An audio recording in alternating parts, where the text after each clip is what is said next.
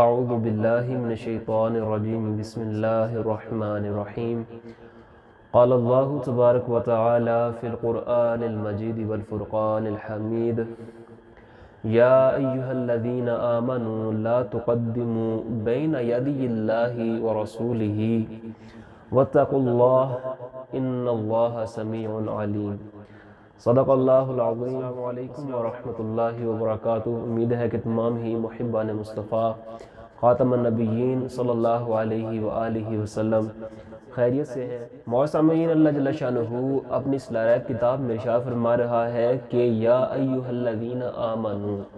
جو بھی اللہ جل شانہ کے ایمان والے بندے ہیں ان کو مخاطب کر کے ارشاد فرما رہا ہے کہ اے ایمان والو، لا تقدموا بین یدی اللہ ورسولہ، اللہ جل شانہ اور اس کے رسول مکرم خاتم النبیین محمد مصطفیٰ صلی اللہ علیہ وآلہ وسلم سے سبقت نہ کرو، آگے نہ بڑھو۔ واتقوا اللہ، اور اللہ سے ڈرو۔ ان اللہ سمیع علیم،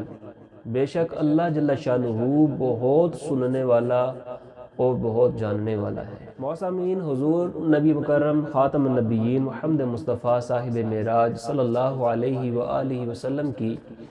اللہ جل شانہ کی بارگاہ میں بے حد عزت ہے۔ اللہ جل شانہ نے حضور خاتم النبیین صلی اللہ علیہ وآلہ وسلم کی بارگاہ میں حاضری کے آداب اپنی لاریب کتاب میں ذکر فرما دیے کہ حضور صلی اللہ علیہ وآلہ وسلم کے سامنے اگر حاضر ہونا ہے، بیٹھنا ہے اور آپ صلی اللہ علیہ وآلہ وسلم کے سامنے بات کرنی ہے تو کس انداز سے کرنی ہے، اللہ جل شانہ نے اس انداز کو اللہ جل شانہ نے قرآن میں ذکر فرما دیا ہے۔ اور پھر آپ صلی اللہ علیہ وآلہ وسلم کھانے کی طرف دعوت دیں، آپ صلی اللہ علیہ وسلم کے سامنے کھانا کس انداز سے ہے، آپ صلی اللہ علیہ وسلم کے گھر کس انداز سے جانا ہے اور واپس کس طرح آنا ہے، اس انداز کو بھی اللہ جل شانہ نے حضور صلی اللہ علیہ وآلہ وسلم کے بارے میں ذکر فرما دیا کہ ادب رسول صلی اللہ علیہ وسلم کیا ہے۔ اور معززین، حضور خاتم النبیین صلی اللہ علیہ وسلم کو مخاطب کس طرح کرنا ہے، آپ صلی اللہ علیہ وسلم سے معروضات اور گزارشات کس طرح کرنی ہے، کس انداز اور کن الفاظ سے کرنی ہے، وہ بھی اللہ جل شانہ نے حضور صلی اللہ علیہ وآلہ وسلم کے بارے میں اپنی اصلاح ریب کتاب میں ارشاد فرمایا۔ معززین، بخاری شریف کی حدیث مبارکہ ہے، حضرت اقرا بن حابس رضی اللہ تعالی عنہ بارگاہ نبی صلی اللہ علیہ وآلہ وسلم میں حاضر ہوتے ہیں۔ دیکھتے ہیں کہ وہاں پہ حضرت ابوبکر صدیق رضی اللہ تعالی عنہ اور حضرت عمر فاروق رضی اللہ تعالی عنہ موجود ہیں۔ حضرت ابوبکر صدیق رضی اللہ تعالی عنہ ارشاد فرماتے ہیں، عرض کرتے ہیں کہ یا رسول اللہ صلی اللہ علیہ وآلہ وسلم، آپ اقرا بن حابس کو ان کی قوم پر سردار بنا دیجئے۔ تو حضرت عمر فاروق رضی اللہ تعالیٰ عنہ عرض کرتے ہیں کہ یا رسول اللہ صلی اللہ علیہ وآلہ وسلم، آپ صلی اللہ علیہ وآلہ وسلم اقرا بن حابس کو ان کی قوم پر سردار مت بنائیے، نہ بنائیے۔ تو حضرت ابوبکر صدیق رضی اللہ تعالیٰ عنہ نے حضرت عمر فاروق رضی اللہ تعالیٰ عنہ کو کہا کہ آپ تو میری مخالفت کا ہی قصد کرتے ہیں۔ تو جواباً حضرت عمر فاروق رضی اللہ تعالیٰ عنہ نے بھی یہی کہا کہ آپ میری مخالفت کا قصد کرتے ہیں۔ ان دونوں حضرات میں وہاں بحث شروع ہو گئی اور جس کا نتیجہ یہ نکلا کہ ان کی آواز حضور خاتم النبیین صلی اللہ علیہ وآلہ وسلم کے سامنے بلند ہو گئی۔ تو اللہ جل شانہ نے قرآن میں آیت نازل فرما دی کہ یا ایھا الذین آمنو، اے ایمان والو۔ اب بھی یہاں پہ اللہ جل شانہ اہل ایمان سے مخاطب ہے کہ اے ایمان والو، لا ترفعوا اصواتکم فوق صوت النبی، اپنی آوازوں کو حضور خاتم النبیین صلی اللہ علیہ وآلہ وسلم کے سامنے بلند نہ کرو، آپ صلی اللہ علیہ وسلم کی آواز پر اپنی آواز کو بلند نہ کرو۔ وَلَا تَجْهَرُوا لَهُ بِالْقَوْلِ كَجَهْرِ بَعْضِكُمْ لِبَعْضٍ، اور اپنی آوازوں کو اس طرح بلند نہ کرو آپ صلی اللہ علیہ وآلہ وسلم کے سامنے جس طرح تم ایک دوسرے کے سامنے بلند کرتے ہو آوازوں۔ تَحْبَطَ أَعْمَالُكُمْ، ورنہ تمہارے اعمال ضائع ہو جائیں گے، وَأَنْتُمْ لَا تَشْعُرُونَ، اور تمہیں اس کا شعور بھی نہیں ہوگا۔ تو اللہ جل شانہ قرآن کی یہ آیت نازل فرما دی قرآن میں اپنے ایمان والے بندوں کو ادب رسول صلی اللہ علیہ وسلم سکھانے کے لیے، حضور صلی اللہ علیہ وآلہ وسلم کے سامنے آواز بلند نہ کرنے کا حکم جاری فرما دیا۔ تو اہل ایمان کا بھی تقاضا کیا دیکھیں کہ حضرت عمر فاروق رضی اللہ تعالیٰ عنہ اس کے بعد جب بھی بارگاہ نبی صلی اللہ علیہ وآلہ وسلم میں حاضر ہوتے تو آپ رضی اللہ تعالیٰ عنہ اگر بولتے تو آواز ہی سنائی نہ دیتی، حتیٰ کہ ان سے سوال کیا جاتا، پوچھا جاتا کہ آپ نے کیا ارشاد فرمایا ہے، آپ نے کیا کہا ہے۔ یہ ہیں غلامان مصطفیٰ اور ان کی محبت کے تقاضے اور اطاعت کے تقاضے۔ اور یہ وہ لوگ ہیں جن کا ذکر اللہ جل شانہ نے قرآن میں اہل ایمان کے لفظ سے ذکر کر دیا، تو ان کے ایمان میں کیا شک ہو سکتا ہے جس کو خود اللہ جل شانہ اہل ایمان کہہ رہا ہے۔ تو وہ لوگ اس سے سبق حاصل کریں جو ان کے اوپر انگلیاں اٹھاتے ہیں، وہ چاہے ابو بکر صدیق رضی اللہ تعالیٰ عنہ ہوں، یا پھر عمر فاروق رضی اللہ تعالیٰ عنہ ہوں، یا عثمان غنی رضی اللہ تعالیٰ عنہ ہوں، یا پھر حضرت علی کرم اللہ وجہہ الکریم مولا کائنات رضی اللہ تعالیٰ عنہ۔ بخاری شریف کے حدیث مبارکہ ہے اور مسلم شریف میں بھی لکھی ہوئی ہے کہ حضرت انس رضی اللہ تعالیٰ عنہ بیان فرماتے ہیں کہ حضرت ثابت بن قیس رضی اللہ تعالیٰ عنہ بارگاہ نبی میں حاضر نہیں تھے ہو رہے، تو حضور صلی اللہ علیہ وآلہ وسلم نے ان کی غیر حاضری کی وجہ معلوم کی، تو ایک صحابی رسول جن کا ذکر مسلم شریف کے حدیث مبارکہ میں ہے کہ وہ حضرت سعد رضی اللہ تعالیٰ عنہ تھے، جنہوں نے عرض کی کہ یا رسول اللہ صلی اللہ علیہ وآلہ وسلم کیا میں ان کا پتہ کروا کے لاؤں؟ تو آپ صلی اللہ علیہ وسلم نے ان کو اجازت مرحمت فرمائی۔ تو پھر حضرت سعد رضی اللہ تعالیٰ عنہ حضرت ثابت بن قیس رضی اللہ تعالیٰ عنہ کے پاس آتے ہیں اور پوچھتے ہیں کہ کیا ہوا، آپ بارگاہ نبی صلی اللہ علیہ وآلہ وسلم میں حاضر نہیں ہوتے ہیں؟ تو حضرت ثابت بن قیس رضی اللہ تعالیٰ عنہ ارشاد فرمانے لگے کیا تمہیں نہیں پتا کہ قرآن کی ایک آیت نازل فرمائی ہے کہ ان الذین یغضون اصواتهم عند رسول اللہ، بے شک وہ لوگ جو رسول اللہ صلی اللہ علیہ وآلہ وسلم کے سامنے آواز پست رکھتے ہیں، اپنی آوازوں کو پست رکھتے ہیں، اولئک الذین امتحن اللہ قلوبہم، اللہ جل شانہ ارشاد فرماتا ہے کہ یہی وہ لوگ ہیں جن کے دلوں کا تقوی اللہ جل شانہ نے پرکھ لیا ہے، لہم مغفرۃ و اجر عظیم، اور انہی کے لیے اللہ جل شانہ نے مغفرت اور اجر عظیم رکھا ہے۔ تو جب یہ آیہ مبارکہ نازل ہوئی، یہ بتا رہے ہیں حضرت سعد رضی اللہ تعالیٰ عنہ کو، حضرت ثابت بن قیس رضی اللہ تعالیٰ عنہ کہ میری آپ صلی اللہ علیہ وآلہ وسلم کے سامنے، بارگاہ نبی صلی اللہ علیہ وسلم کے سامنے اور پوری مجلس کے سامنے تم سب لوگوں سے بلند آواز ہوتی ہے، تو میں تو اہل دوزخ میں سے ہو گیا۔ تو جب یہ بات حضرت سعد رضی اللہ تعالیٰ عنہ نے حضور نبی مکرم خاتم النبیین صلی اللہ علیہ وآلہ وسلم کی بارگاہ میں پیش کی، عرض کی، تو آپ صلی اللہ علیہ وآلہ وسلم کے وہ غلام حضرت سعد رضی اللہ تعالیٰ عنہ واپس جب حضرت ثابت بن قیس رضی اللہ تعالیٰ عنہ کے پاس آتے ہیں تو بہت بڑی خوشخبری، بہت بڑی بشارت لے کے آتے ہیں۔ وہ یہ تھی کہ حضرت ثابت بن قیس رضی اللہ تعالیٰ عنہ کو حضور نبی مکرم صلی اللہ علیہ وسلم نے ارشاد فرمایا، قیس رضی اللہ تعالیٰ عنہ کو یہ بات جا کے بتا دو کہ تم اہل دوزخ میں سے نہیں ہو بلکہ اہل جنت میں سے ہو۔ جنت کے پروانے اللہ جل شانہ نے زبان مصطفیٰ صلی اللہ علیہ وسلم کے ذریعے حضرت ثابت بن قیس رضی اللہ تعالیٰ عنہ کے لیے جاری فرما دی۔ حضرت ثابت بن قیس رضی اللہ تعالیٰ عنہ وہ صحابی رسول ہیں جو کہ انصاری صحابی تھے، اور جنگ یمامہ میں شہید ہو گئے۔ شہید کا کیا رتبہ ہوتا ہے، شہادت کا جام عطا فرما کے اللہ جل شانہ نے حضرت ثابت بن قیس رضی اللہ تعالیٰ عنہ کو جنت کا اعلیٰ رتبہ عطا فرما دیا۔ اب یہ وہ لوگ ہیں جن کا حضرت ثابت بن قیس رضی اللہ تعالیٰ عنہ کی آواز قدرتی طور پہ بلند تھی، غیر اختیاری طور پہ بلند تھی۔ تو اس سے یہ بات پتہ چلی کہ اگر غیر اختیاری طور پہ کسی کی آواز بلند ہے تو وہ اگر بارگاہ نبی صلی اللہ علیہ وسلم میں موجود ہیں تو ان کی اگر آواز بلند ہوتی ہے تو اس میں کوئی حرج نہیں ہے۔ وہ حکم جو اللہ جل شانہ نے قرآن میں نازل فرمایا ہے وہ ایسے لوگوں کے لیے نہیں ہے۔ اب یہ وہ لوگ ہیں حضرت عمر فاروق رضی اللہ تعالیٰ عنہ ہوں، یا ابو بکر صدیق رضی اللہ تعالیٰ عنہ ہوں، یا پھر حضرت ثابت بن قیس رضی اللہ تعالیٰ عنہ ہوں، یہ وہ حضرات ہیں جن کے بارے میں ہم گمان بھی نہیں کر سکتے کہ ان کے دل میں یہ چیز موجود ہو کہ وہ نعوذ باللہ من ذالک کہ اللہ کے رسول کی بے ادبی کا ذرا بھی شائبہ اپنے دل میں رکھتے ہیں۔ اس کے باوجود جب آیات اللہ جل شانہ نے رسول اللہ صلی اللہ علیہ وسلم کا ادب سکھانے کے لیے نازل فرما دی کہ اے ایمان والا رسول اللہ صلی اللہ علیہ وسلم سامنے اپنی آوازیں بلند نہ کرو، پست رکھو، تو پھر ایسے دلوں کا تقوی اللہ جل شانہ نے بھی پرکھ لیا ہے اور ان کے لیے مغفرت اور اجر عظیم رکھ دیا ہے۔ تو یہ وہ لوگ ہیں جو کہ اسی وقت عمل کرنے والے۔ مسلم شریف میں، بخاری شریف میں، سنن ترمذی میں اور سنن نسائی میں یہ حدیث مبارکہ لکھی ہوئی ہے کہ حضرت انس رضی اللہ تعالیٰ عنہ بیان فرماتے ہیں کہ مجھے میری والدہ نے حضرت ام سلیم رضی اللہ تعالیٰ عنہ نے ایک تشت دیا، ایک تھال دیا جس کے اندر کھانا بنا ہوا تھا، اور وہ گھی، جو اور کھجور کا بنا ہوا تھا، اور حکم دیا حضرت انس رضی اللہ تعالیٰ عنہ کو کہ یہ میرا کھانا تھوڑا سا جو میں نے بنایا ہے وہ خود حضور خاتم النبیین صلی اللہ علیہ وسلم کی بارگاہ میں پیش کرو اور عرض کرو میرا سلام جا کے آپ صلی اللہ علیہ وسلم کی بارگاہ میں، اور یہ کہو کہ یا رسول اللہ صلی اللہ علیہ وسلم یہ میری طرف سے تھوڑا سا ہدیہ قبول فرما لے۔ تو حضرت انس رضی اللہ تعالیٰ عنہ بارگاہ نبی صلی اللہ علیہ وآلہ وسلم میں حاضر ہوتے ہیں، تو پھر آپ صلی اللہ علیہ وسلم سے عرض کرتے ہیں کہ یا رسول اللہ صلی اللہ علیہ وسلم یہ کھانا تھوڑا سا ہماری طرف سے ہدیہ ہے، اس کو قبول فرما لیجیے۔ تو پھر آپ صلی اللہ علیہ وسلم کو یہ بھی ارشاد فرمایا کہ میری والدہ آپ کو سلام عرض کرتی ہیں۔ تو پھر آپ صلی اللہ علیہ وآلہ وسلم نے حضرت انس رضی اللہ تعالیٰ عنہ کو حکم دیا کہ یہ کھانا وہاں پہ ایک سائڈ پہ رکھ دو اور جاؤ رستے میں جو تمہیں ملتا ہے اس کو کھانے کی دعوت دو، اور خاص لوگوں کا نام لیا وہاں پہ آپ صلی اللہ علیہ وسلم کے اس فلاں شخص کو بھی بلا کے لے کے۔ یہ وہ وقت تھا جہاں پہ حضرت زینب بنت حجش رضی اللہ تعالیٰ عنہ کا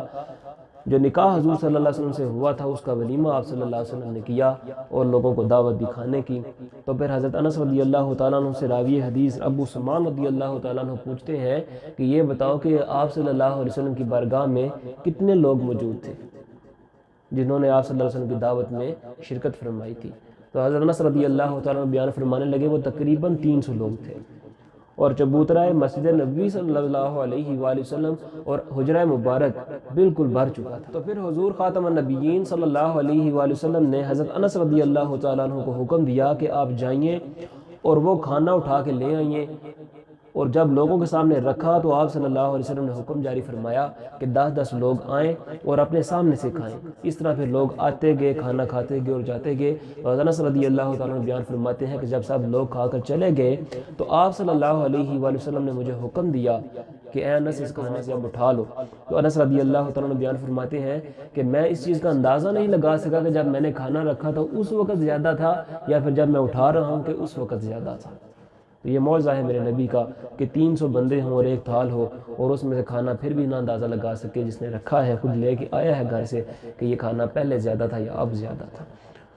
تو حضرت انس رضی اللہ تعالیٰ عنہ بیان فرماتے ہیں کہ حضور خاتم النبیین صلی اللہ علیہ وسلم جب کھانا سب لوگ کھا چکے اور میں وہ کھانے کی پلیٹ اندر رکھ چکا تو آپ صلی اللہ علیہ وآلہ وسلم اپنے حجرہ مبارک میں اپنی ازواج مطہرات کی طرف چلے گئے، اور جب واپس آئے تو 2-3 لوگ وہاں پہ بیٹھے ابھی باتیں کر رہے تھے، تو آپ صلی اللہ علیہ وسلم نے ان کو دیکھا اور پھر واپس چلے گئے، تشریف لے گئے۔ جب دوبارہ پھر واپس تشریف لائے تو پھر دیکھا وہ باتیں کر رہے ہیں، اور ان لوگوں کی جب حضور خاتم النبیین صلی اللہ علیہ وسلم کی چہرے اقدس میں نظر پڑتی ہے تو ان کو یہ بات محسوس ہوتی ہے کہ حضور صلی اللہ علیہ وآلہ وسلم کی طبیعت پر ہم بوجھل ہیں، ہمارا بوجھ ہے، ہم محسوس کر رہے ہیں۔ تو وہی لوگ پھر لپکتے ہیں دروازے کی طرف اور وہاں سے باہر نکل جاتے ہیں، باہر چلے جاتے ہیں۔ تو پھر حضور خاتم النبیین صلی اللہ علیہ وسلم نے پردہ ڈال لیا اور اللہ جل شانہ نے قرآن میں آیت نازل فرما دی کہ یا ایھا الذین آمنوا، پھر ایمان والوں سے اللہ جل شانہ مخاطب ہے۔ اللہ جل شانہ ارشاد فرما رہا ہے کہ یا ایھا الذین آمنوا لا تدخلوا بیوت النبی، یا ایمان والوں نبی کرم صلی اللہ علیہ وسلم کے گھروں میں داخل نہ ہو، الا ان یؤذن لکم الی طعام، سوائے اس کے کہ تمہیں کھانے کی دعوت دی جائے، غیر ناظرین اناہ، اور وہاں پہ کھانے کے پکنے کا انتظار نہ کرو، وَلَٰكِنْ اِذَا دُعِيتُمْ،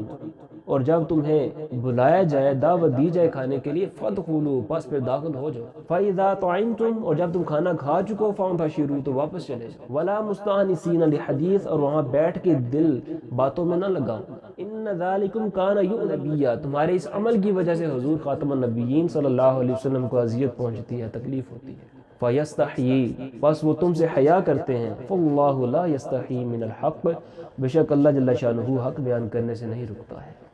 تو موسامین اللہ جل شانہ نے قرآن میں آداب مصطفیٰ صلی اللہ علیہ وسلم کے لیے اللہ جل شانہ نے بھی آداب بتا دیے کہ آپ صلی اللہ علیہ وسلم کی بارگاہ میں حاضر کیسے ہونا ہے۔ آپ صلی اللہ علیہ وسلم اگر دعوت دے کھانے کے لیے تو کھاؤ اور ساتھ کی چلے جاؤ، وہاں بیٹھ کے باتیں نہ کرو۔ اس وقت اللہ جل شانہ نے یہ آیات پردہ نازل فرمائے۔ قربان جاؤ ایسے صحابہ پر بھی جو دوسری بات نہیں تھے کیا کرتے۔ آج تو ہم اگر اللہ کا حکم کسی کے سامنے پیش کر رہے ہوں، بیان کر رہے ہوں، رسول اللہ صلی اللہ علیہ وسلم کی حدیث بیان کر رہے ہوں، تو اس کو لفظ دیا جاتا ہے کہ یہ مولویوں کی باتیں ہیں، نعوذ باللہ۔ ان کی نظر اس بات پہ کیوں نہیں جاتی کہ اللہ اس کے رسول کا کلام پڑھ رہا ہے، اللہ اس کے رسول کا حکم جاری فرما رہا ہے، دے رہا ہے، اس کے اوپر غور و فکر ہونی چاہیے، نہ کہ اس کے بندے کے چہرے کے اوپر یہ ہونا چاہیے کہ اس بندے نے داڑھی رکھی ہوئی ہے، مولوی ہے، مولویوں کی باتیں ہیں، نعوذ باللہ من ذالک۔ وہ اپنی آخرت ذرا سنواریں، اپنی آخرت میں نظر رکھیں، وہ خراب نہ کریں کہ وہ ایسی باتیں کرتے ہیں جب ایک بندہ حق بات آپ کے سامنے بیان کر رہا ہوتا ہے، پہنچا رہا ہوتا ہے، پیش کر رہا ہوتا ہے، حالانکہ آپ کا ہی اس میں فائدہ ہو رہا ہوتا ہے، آپ کو وہ جہنم سے دور کر رہا ہوتا ہے اور جنت کے قریب کر رہا ہوتا ہے۔ تو حضور صلی اللہ علیہ وسلم کے صحابہ تو دوسری بات نہیں تھے کیا کرتے۔ صحابہ کا انداز تو آپ نے حضرت ابوبکر صدیق رضی اللہ تعالیٰ عنہ کی زندگی سے لگا لیا، عمر فاروق رضی اللہ تعالیٰ عنہ جو کہ حق اور باطل میں فرق کرنے والے ہیں، ان کی زندگی سے آپ نے لگا لیا ہے۔ ان کا عمل کیا تھا. جب آیتیں اللہ جل شانہ نے نازل فرما دی اپنے رسول سکھانے کے لیے، تو اس وقت حضرت فاروق رضی اللہ تعالیٰ عنہ کی آواز بھی نہیں تھی نکلتی کہ ان سے پوچھا جاتا تھا کہ آپ نے کیا ارشاد فرمایا ہے. یہاں پہ تو اگر صحابہ کرام محسوس کر رہے ہیں کہ آپ صلی اللہ علیہ وسلم کی طبیعت اور ہمارا بیٹھنا گراں ہو رہا ہے، تو وہاں سے وہ چلے جاتے ہیں، اور اس کے بعد اللہ جل شانہ آداب رسول صلی اللہ علیہ وسلم سکھانے کے لیے قرآن میں آیتیں نازل فرما دیتا ہے. اور آج کے دور میں ہم کون سا ادب کر رہے ہیں، کون سی اطاعت کر رہے ہیں؟ ایک چھوٹا طبقہ دیکھ لے اپنے آپ کو، اور وہاں سے لے کے منسٹر تک کے جتنے بھی اس کے متعلقہ متحد کام کر رہے ہیں، وہ سارے اس بات کو اپنے گریبان جان کے ذرا دیکھیں کس قدر ہم اطاعت کر رہے ہیں اللہ اس کے رسول کی محبت، کس قدر ہمارے دعوے جو ہے ان میں ہم پکے اور حقے اور سچے ہیں. گستاخ لوگ یہاں پہ بنا رہے ہیں خاکے حضور صلی اللہ علیہ وسلم کے، نعوذ باللہ من ذالک، خاکے بنا رہے ہیں، کوئی کارٹون بنا رہا ہے، نعوذ باللہ. اگر میں کسی کو یہاں پہ کسی بندے کو بھی کوئی کسی کو کارٹون بولے تو بڑا عجیب سا لگتا ہے کہ یہ کارٹون ہے. اور جو حضور خاتم النبیین صلی اللہ علیہ وسلم، جن کے ادب حضور صلی اللہ علیہ وسلم کا ادب اللہ جل شانہ قرآن میں سکھا رہا ہے، حالانکہ وہ بے ادبی کا شائبہ بھی ان کے دلوں میں نہیں گزرتا ہے کہ ایسے لوگوں کو اللہ جل شانہ ادب سکھا رہا ہے جنہوں نے کبھی تصور بھی نہیں کیا ہوگا کہ ہم رسول اللہ صلی اللہ علیہ وسلم کی بے ادبی کریں گے، ہم رسول اللہ صلی اللہ علیہ وسلم کی بارگاہ میں کبھی بے ادبی کریں گے. ان کے اس عمل کی وجہ سے بھی اللہ جل شانہ ان کو ادب سکھا رہا ہے، قرآن میں آیت نازل فرما دیتا ہے. اگر کوئی اس کا انکار کرتا ہے تو وہ پھر کافر بھی ہو جاتا ہے. تو وہ لوگ اسے سبق کیوں نہیں حاصل کر رہے ہیں؟ کیا وہ بہت بڑے حکمران ہیں حضرت عمر فاروق رضی اللہ تعالیٰ عنہ سے؟ کیا ان کا رتبہ نعوذ باللہ بہت بڑا ہو گیا ابو بکر صدیق رضی اللہ تعالیٰ عنہ سے؟ حضرت بکر صدیق رضی اللہ تعالیٰ تو وہ ہستی ہیں کہ جو انبیاء کے بعد جو اعلیٰ رتبہ جن کو دے دیا گیا تمام مخلوق کے اوپر، اور یہ حکمران جو آج کے ہیں یہ اپنے گریبان میں جان کے یہ خاکوں پہ خاموش کیوں ہیں؟ کیا ان کو جواب دینا نہیں آتا، یا ان کو اللہ جل شانہ کے اوپر توکل یقین نہیں ہے؟ کارساز حقیقی تو اللہ جل شانہ ہے. اللہ جل شانہ نے اس کائنات کو پیدا کیا ہے، اللہ جل شانہ نے اختیارات دیے ہیں، وہی مالک ہے، وہی دینے پہ قادر ہے اور وہ لینے پہ بھی قادر ہے. دنیا تو ہے ہی امتحان گاہ ہے. تو ایسے لوگوں کو سوچنا چاہیے کہ صحابہ کرام رضوان اللہ علیہ مجمعین کی زندگی ہمارے لیے عملی نمونہ ہے کہ انہوں نے کس طرح رسول اللہ صلی اللہ علیہ وسلم کا ادب کر کے سکھایا ہے، اپنے عمل کے ساتھ بتایا ہے، اپنے کردار میں دکھایا ہے، صرف باتوں میں نہیں بتایا ہے کہ ہم ایسا کریں گے ہم ایسا کریں گے. وہ کر کے دکھاتے تھے، پھر لوگوں کو پتہ چل جاتا کہ ایسا ہو گیا ہے. ہمارے لوگ بھی بڑے سادہ لوگ قسم کے لوگ ہیں جناب، وہ صرف دیکھتے ہیں یہ لفظ استعمال کر دیا ہے، ریاست مدینہ کا لفظ استعمال کیا ہے، اور ہم جذبات ہمارے چونکہ ہم مسلمان ہیں تو پھر ہم کہتے ہیں جناب اس نے بہت بڑا کام کر دیا ہے. تو وہ جو ریاست مدینہ اس نے قائم کی ہے، اس کے اندر اس کا کردار بھی دیکھیے کہ رسول اللہ صلی اللہ علیہ وسلم کی بے ادبی کرنے والے گستاخوں کے ساتھ اس نے کیا کیا. وہ تھا یا پھر پچھلی حکومت جو گزر چکی ہے انہوں نے کیا کیا. گستاخوں کو اس ملک سے باہر بری کر رہے ہیں، عزت کے ساتھ بھیج رہے ہیں، اور یہاں پہ جو غلامان مصطفیٰ صلی اللہ علیہ وسلم جو اللہ جل شانہ کے نبی کی گستاخی بے ادبی برداشت ہی نہیں کر سکتے ہیں، ان کو اٹھا کے جیلوں میں ڈالا جا رہا ہے، ان کو پھانسیاں دی جا رہی ہیں، ان کے اوپر ڈنڈا چارج کیا جا رہا ہے، ان کے اوپر شیلنگ کی جا رہی ہے. جامع قرآن الاحکام میں اللہ جل شانہ کہ نبی صلی اللہ علیہ وسلم کے غلام حضرت ابن عباس رضی اللہ تعالیٰ عنہ بیان فرماتے ہیں کہ آپ صلی اللہ علیہ وسلم کے صحابہ، آپ صلی اللہ علیہ وسلم کے غلام، جب ان کو کوئی بات سمجھ نہیں تھی آتی، صحابہ کرام کو کوئی بات آپ صلی اللہ علیہ وسلم ارشاد فرماتے تو وہ نہ سن پاتے تو وہ عرض کرتے کہ یا رسول اللہ صلی اللہ علیہ وسلم راعینا، ہمارے لیے رعایت فرمائیے، ہماری طرف توجہ فرمائیے، ہماری طرف التفات فرمائیے، چہرے مبارک ہماری طرف کیجیے. یہ وہ لفظ تھا جو کہ راعینا کا لفظ تھا، جو کہ رعایت کے معنی میں استعمال کیا جاتا تھا صحابہ کرام کی زبانوں پر، لیکن یہی راعینا کا لفظ جو ہے وہ یہودیوں کی اصطلاح میں بد دعا کے معنی رکھتا تھا، جس کے معنی یہ تھے کہ تم سنو، تمہاری نہیں سنی جائے گی. اور وہاں پہ پھر یہودیوں کو موقع مل گیا اس بات کا کہ اب تو ہم کھلے عام سر عام آپ صلی اللہ علیہ وسلم کی نعوذ باللہ بے ادبی اور گستاخی کر سکتے ہیں. پہلے ہم چھپ چھپ کے کیا کرتے تھے، تو وہ آپ صلی اللہ علیہ وسلم کے سامنے کہنا شروع کر دیا انہوں نے کہ راعینا، نعوذ باللہ من ذالک، اپنی نیت کے اعتبار سے. تو یہ جو لغت تھی یہودیوں کی، ان کا جو معنی تھا وہ حضرت سعد رضی اللہ تعالیٰ عنہ اور سعد بن معاذ رضی اللہ تعالیٰ عنہ کو پتہ تھا، اس کا علم تھا. تو جب ان تک یہ بات پہنچی، حضرت سعد بن معاذ رضی اللہ تعالیٰ عنہ تک جب یہ بات پہنچی، تو انہوں نے کہا کہ یہودیوں کو اب اگر تمہاری زبانوں کے اوپر یہ لفظ جاری ہوا تمہاری گردن اڑا دوں گا. تو وہ یہودی کہنے لگے کیا تمہارے لوگ نہیں کہتے ہیں، صحابہ رسول صلی اللہ علیہ وسلم نہیں کہتے ہیں کہ راعینا؟ انہوں نے یہ بہانہ بنا لیا تھا. تو یہ جب بات برگاہ نبی محمد مصطفیٰ صلی اللہ علیہ وسلم میں پہنچی تو حضور صلی اللہ علیہ وسلم کے کچھ ارشاد فرمانے سے پہلے ہی اللہ جل شانہ قرآن میں اصحاب رسول اور ایمان والوں کو ادب رسول صلی اللہ علیہ وسلم سکھانے کے لیے، رسول اللہ صلی اللہ علیہ وسلم کی بارگاہ میں معروضات اور گزارشات کرنے کے انداز اور آداب سکھانے کے لیے اللہ جل شانہ نے قرآن میں آیت نازل فرما دی کہ یا ایھا الذین آمنوا لا تقولوا راعنا، اے ایمان والو راعنا نہ کہو، وقولوا انظرنا، اور تم کہو انظرنا کہ یا رسول اللہ صلی اللہ علیہ وسلم ہمارے اوپر نظر رحمت فرمائیے، مہربانی فرمائیے۔ اللہ جل شانہ نے وہ لفظ ہی چینج کر دیا، اس کا معنی دوسرا ہم معنی لفظ لے آیا اللہ جل شانہ قرآن میں ادب رسول صلی اللہ علیہ وسلم سکھانے کے لیے، تاکہ ان یہودیوں کو موقع ہی نہ ملے کہ وہ آپ صلی اللہ علیہ وسلم کی ادبی کسی اعتبار سے بھی کر سکیں۔ اور آج جو گستاخ حاکم بنائے جا رہے ہیں اور جو آنکھیں بند کر کے بیٹھے ہوئے ہیں، ان کو اثر بھی نہیں ہو رہا ہے۔ اس کا کیا وجہ ہو سکتی ہے اس بات کی؟ یا تو دنیا کی لالچ اور ہوس ان کے دلوں میں آنکھوں میں بھری پڑی ہے، دماغوں میں گھسی ہوئی ہے،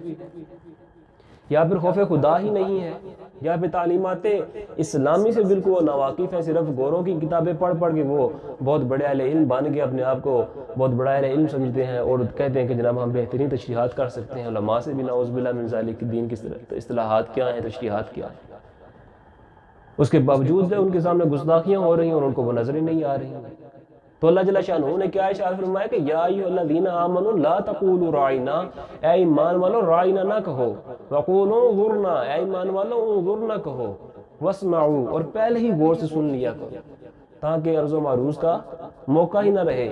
اور یہودیوں کو اس بات کا موقع نہ ملے کہ وہ نعوذ باللہ من ذالک حضور صلی اللہ علیہ وسلم کی گستاخی اور بے ادبی کر سکے۔